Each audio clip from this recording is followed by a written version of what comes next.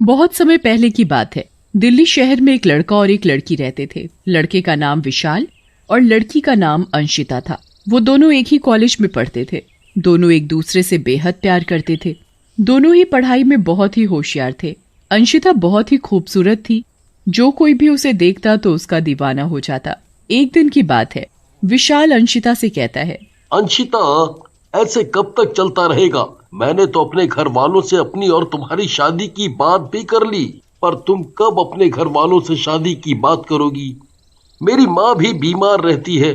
तुम्हें पता है ना, मैं तुम्हारे बिना एक पल भी नहीं रह सकता।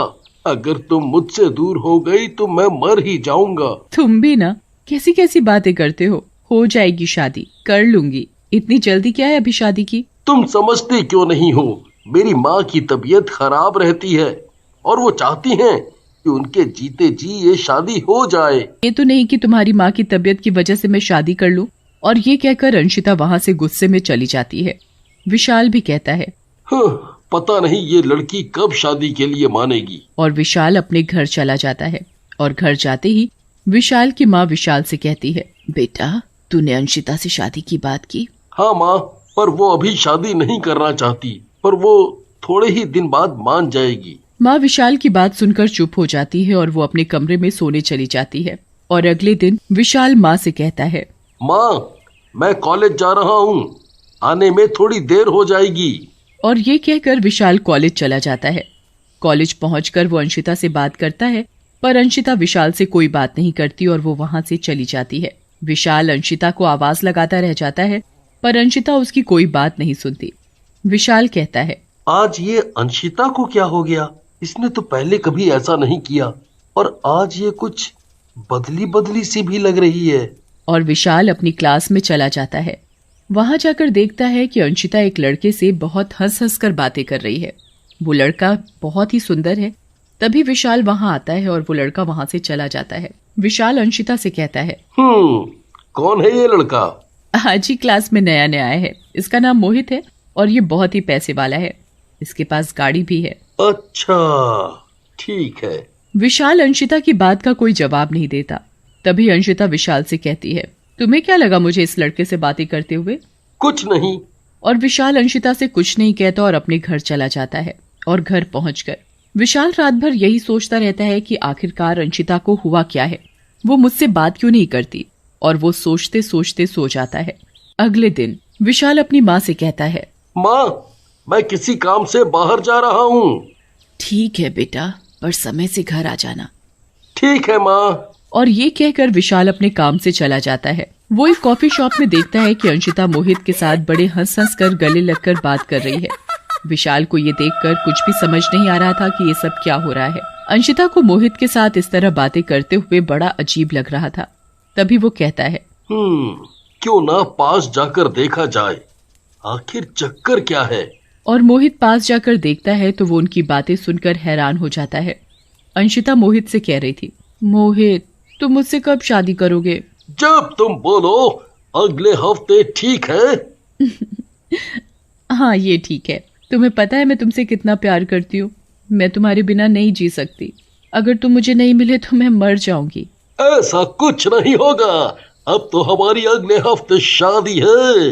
अब तो खुश हो? हाँ, क्यों नहीं, मैं बहुत खुश हूँ। तभी मोहित कहता है, अच्छा, अब मैं चलता हूँ। और ये कहकर मोहित वहां से चला जाता है। तभी दूर खड़ा उन दोनों की बातें विशाल सुन रहा होता है और अंशिता विशाल को देख लेती है और वो कहती है, अच्छा है मोहित इसके आने से पहले चला गया। वो विशाल से कहती है, तुम कब आए? मुझे बताया भी नहीं कि तुम यहाँ आने वाले हो। इसमें बताना क्या? तुम यहाँ कैसे? किसी से मिलने आई हो?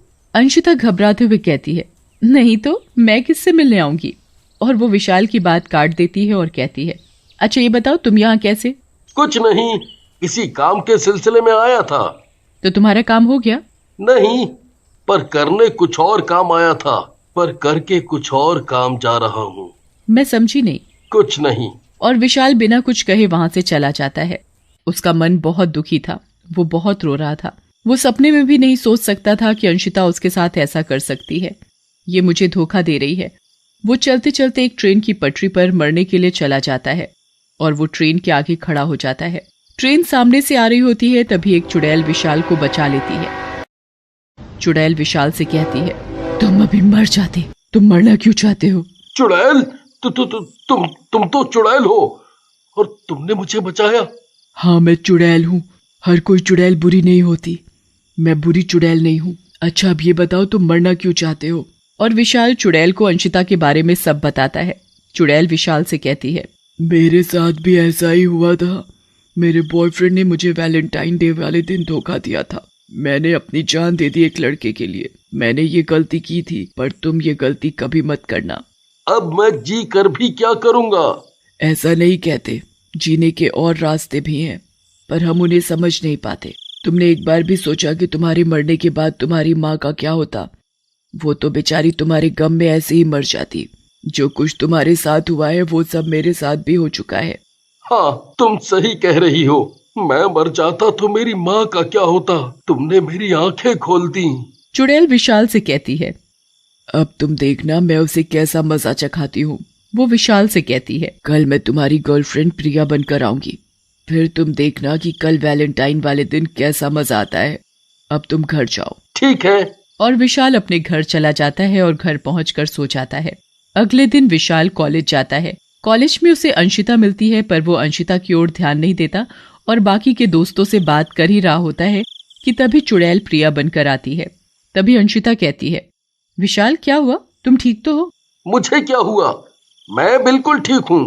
प्रिया विशाल से बात करती है। इस पर अंशिता कहती है, चल हट, क्यों, क्या हुआ, मैंने ऐसा क्या कर दिया? और वो अंशिता से कहती है, मुझे तुमसे कोई बात नहीं करनी, पता नहीं कैसे कैसे लोग हैं। तभी प्रिया विशाल से कहती है, चलो ना कहीं घूमने चलते हैं, और तुम्हें पता है कल वैलेंटाइंस डे है। अरे हाँ, कल वैलेंटाइन डे है। अंशिता वहाँ खड़े उन लोगों की बातें सुन रही होती है। तभी मोहित भी वहाँ आ जाता है और उन सब से कहता है, क्या बात है, आज सब लोग एक साथ। चलो, अच्छा हुआ तुम भी आ गए, तुमसे भी मुलाकात हो गई। तभी प्रिया मोहित से कहती है, तुम्हें याद तो है ना कल वैलेंटाइंस डे है? हाँ हाँ, मुझे याद है। तभी विशाल अंशिता और मोहित से कहता है, कल मिलते हैं। अब मैं और प्रिया घर चलते हैं। तभी रास्ते में चुड़ैल विशाल से कहती है, देखा तुमने अंशिता को, कैसे मुझसे चिढ़ रही थी, इसे तो मैं कल बताऊंगी। और वो दोनों घर चले जाते हैं। उधर अंशिता भी अपने घर चली जाती है और जाकर सो जाती है। तभी आधी रात को चुड़ैल अंशिता के मुंह पर पानी डालती है। तभी अंशिता जग जाती है और वो अपने सामने चुड़ैल को देखकर डर जाती है और वो चिल्लाती है, चुड़ैल चुड़ैल। चुड़ैल अंशिता का सारा मुंह खराब कर देती है और वो चिल्लाने लगती है, मुझे क्यों परेशान कर रही हो, मैंने तुम्हारा क्या बिगाड़ा है, मुझे छोड़ दो। तूने मेरा तो कुछ नहीं बिगाड़ा, पर किसी का तो बिगाड़ा ही होगा। अंशिता चुड़ैल की बात नहीं समझ पाती और तभी चुड़ैल भी गायब हो जाती है। अंशिता पूरी रात चुड़ैल के डर के मारे सो नहीं पाती। और अगले दिन अंशिता लाल रंग की सुंदर सी ड्रेस पहनकर अच्छे से तैयार होती है। वो बहुत ही सुंदर लग रही थी। फिर वो कॉलेज के लिए निकल जाती है। तभी रास्ते में चुड़ैल उसकी लाल ड्रेस काली कर देती है और उसका मेकअप खराब कर देती है। तभी उसके सामने चुड़ैल आती है। चुड़ैल को देखकर अंशिता भागने लगती है। तभी उसे विशाल और प्रिया दिखाई देते हैं और अंशिता से कहते हैं, क्या हुआ अंशिता, तुम इतनी घबराई हुई क्यों हो? चुड़ैल थी अभी, पता नहीं कहाँ गई। तभी उसके और दोस्त भी आ जाते हैं। सब लोग बहुत ही सुंदर लग रहे थे। सबने बहुत ही सुंदर कपड़े पहने हुए थे। प्रिया तो मानो ऐसी लग रही थी जैसे कोई अप्सरा हो। उसने सुंदर सा लाल रंग का गाउन पहना हुआ था। तभी सभी दोस्त अंशिता को देखकर कहते हैं। तभी मोहित भी वहां आ जाता है और अंशिता को ऐसे तैयार देखकर उससे कहता है, अरे अंशिता, आज तुम ऐसे कैसे बनकर आई हो? और फिर सभी दोस्त अपनी अपनी गर्लफ्रेंड को लाल गुलाब देते हैं और विशाल भी प्रिया को लाल गुलाब देता है और मोहित भी प्रिया को ही गुलाब देता है। मोहित अंशिता को कोई गुलाब नहीं देता। अंशिता मोहित से कहती है, ये तुम क्या कर रहे हो, तुम प्रिया को गुलाब कैसे दे सकते हो? तुमने अपने आप को देखा है, तुम जब किसी और की नहीं हो सकी तो मेरी क्या होगी? तुम क्या जानो सच्चा प्यार क्या होता है? तभी मोहित अंशिता से कहता है, मुझे पता चल गया है तुम्हारे और विशाल के बारे में। तुमने विशाल को धोखा दिया है। अंशिता मोहित की बात सुनकर कुछ नहीं बोलती। अंशिता विशाल और प्रिया को देखती है। दोनों बहुत ही खुश लग रहे थे। अंशिता को अपने किए पर पश्चाताप हो रहा था, पर अब किया भी क्या जा सकता था। वो अपने किए पर बेहद ही शर्मिंदा थी और अंशिता को भी सबक मिल जाता है। और फिर अंशिता वहाँ से रोती हुई चली जाती है। फिर चुड़ैल विशाल से कहती है, अच्छे के साथ हमेशा अच्छा ही होता है। और इस तरह चुड़ैल का भी वैलेंटाइंस डे मन जाता है और चुड़ैल को भी एक अच्छा काम करने से मुक्ति मिल जाती है।